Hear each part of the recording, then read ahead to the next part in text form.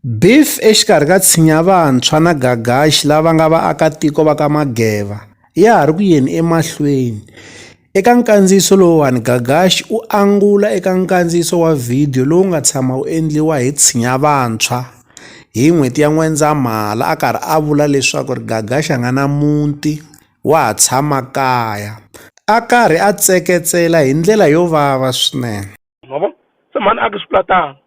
ni sungula hi storage ni ku tlakula hi mati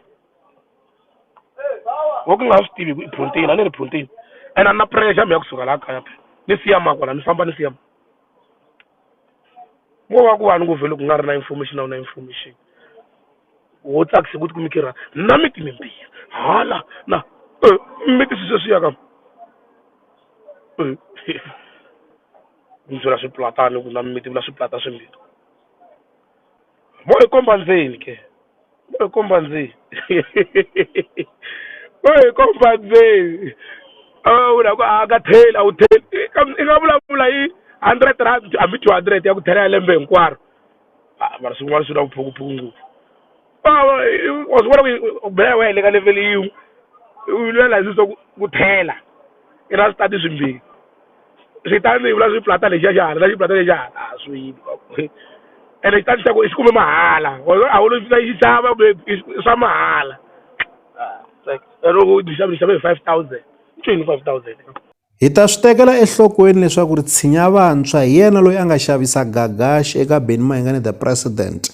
eka risimu ra N'waswigalani u hlamusele leswaku hi yena loyi a nga nyika Benny Mayengani the President vuxokoxoko lebyi va nga bifa hi byona eka risimu ra N'waswigalani. Se mi ta swi vona leswaku nyimpi leyi ya ha ri ku yeni emahlweni. Tshinyavantshwa swi tikomba ingaku a nge se enela hi risimu leri ra beef leri Benny Mayengani the President va nga bifa Gagash laha a nga tlhela a vula leswaku u lava ku ya bifa hi yexe hi mhaka ya ku na leswi Benny Mayengani the President va nga swi siya eka vuxokoxoko lebyi a va nyiki byona. Mentwa Gagash aku kuna munhu la tsemaka tihunyi la ka Mageva age group yo ringana na yena hi letiya tihunyi ni tsemela ku xavisa ti tlha ti heta ti ya sweka nyama ya muhori liya a yi xavisaka ka vona sweswi la ta nkomba ku za wani mbale thawula leyi a nge pfuki Gagash a binya thawula ka vona a hi le ka yena mina ni na right ya ku mbala thawula hambi ni pfuka hi BVD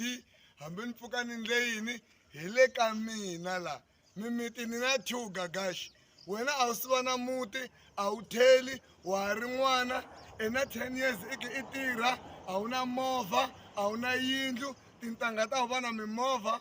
va na tiyindlu wa yenga hi ku biwa mpoti mfana wa huwisa storage a ni nge ku chavi mina loko yi ku ti 24 ni ta ka n'wenta ni ta tseketsela hi ka mali mi sala hi miri ka mutini wa nga ri wa n'wina matlangela va ka TikTok va te munhu a nga sali hi miri mutini wa nga ri wa yena phe muti loyi wa ba n'wina se ni fane ni tshwa ni tshama ku muta wa mina mara swi rhongo swo siya swixevo handle swi rhongo ngopfu swo siya swixevo handle malume mara mutini wa nga ri wa n'wina wena na leti loko munhu a lava ku ta hluvula a homi xitandi a ya lava xitandi xa yena a ta kota ku hluvula hi swo kokwani tshikelela kunupu leyi nga tsariwa leswaku subscribe